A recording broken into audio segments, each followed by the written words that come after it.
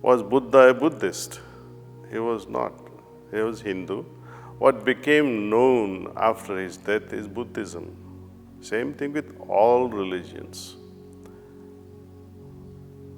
And this only proves that you don't have to become that to be. You don't have to adopt any identity in order to become qualitatively like the pioneer of each religion. Often religion and spirituality are understood as synonymous, but they are not. They are quite different from each other. Though the roots of spirituality are very much in religion, you have to understand one thing fundamentally. You look at the world today, all religious people, so-called, would you call them religious? How many wars have been fought over religions? I had to propagate my leaders' words, be it prophet or be it Christ or be it Moses or be it Krishna. Everyone either propagate these words either through aggression or through subtle means. But however subtle, aggression is always there, direct or indirect. Religions are all about dogmas and belief systems. But all the pioneers of every religion, they were not what they have become today. Let me explain to you this. Was Jesus Christ a Christian?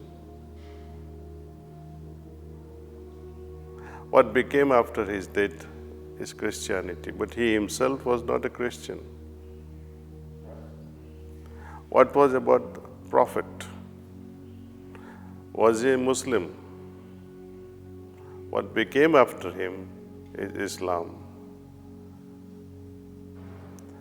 Was Buddha a Buddhist? He was not. He was Hindu. What became known after his death is Buddhism. Same thing with all religions.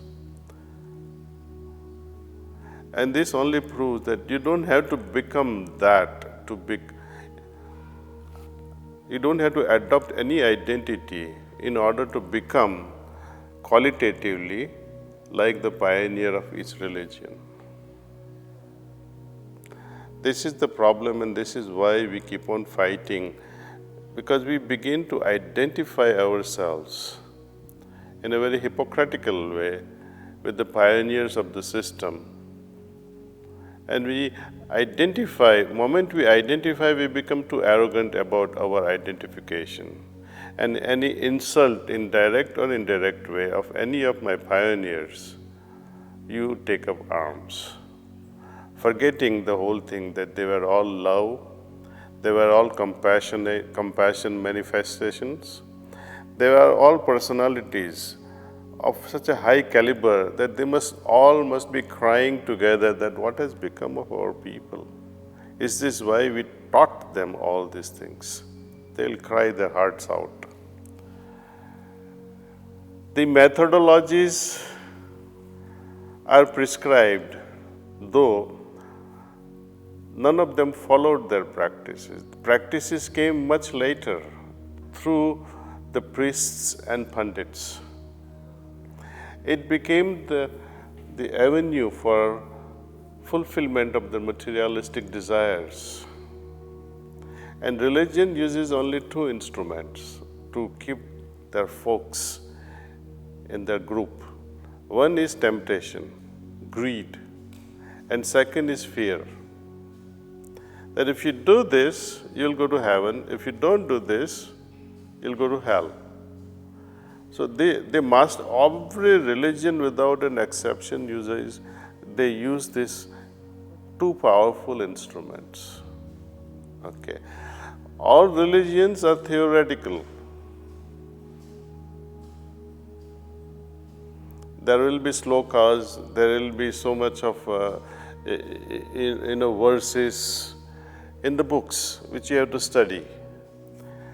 That is religious aspect.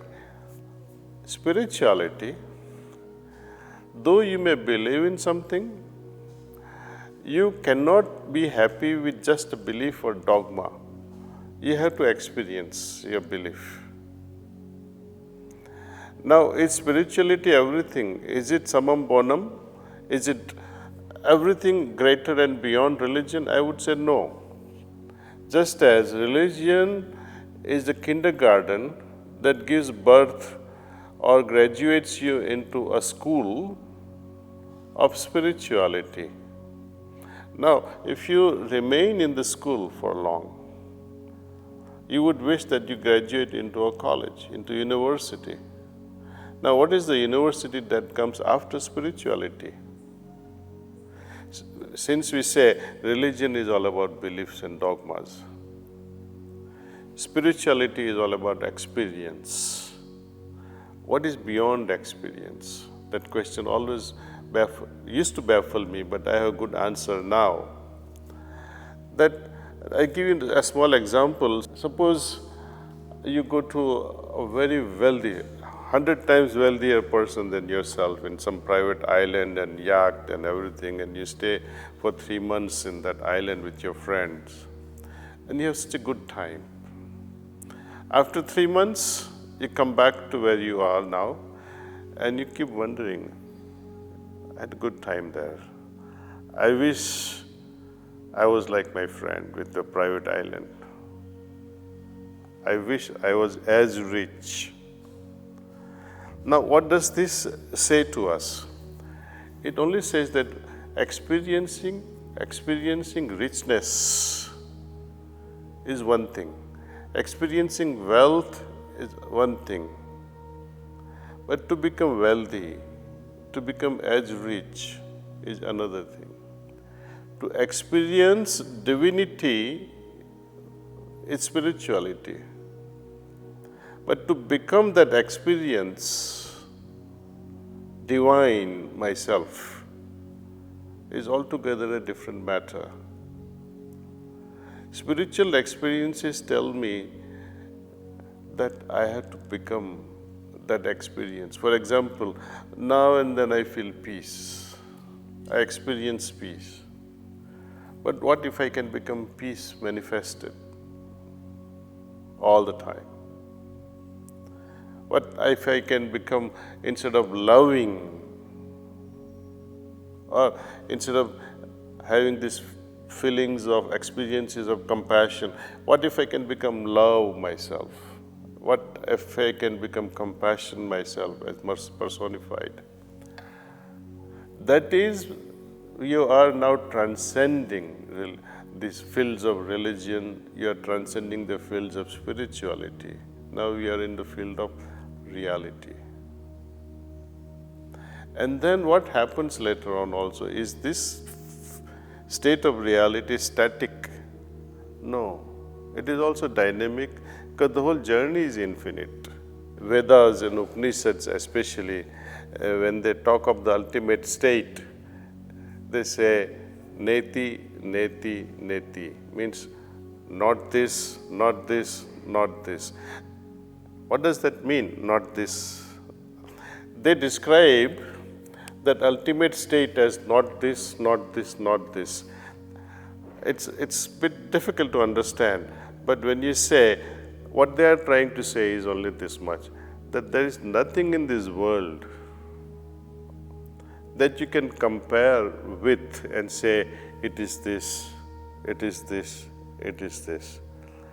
Nothing exists in this world which you can say, I can compare it with the taste of the mango, or I can compare it with the taste of Heineken. No. Nothing exists that you can be satisfied with the explanation of the final state. So they are happy saying, not this, not this, not this. Journey continues though.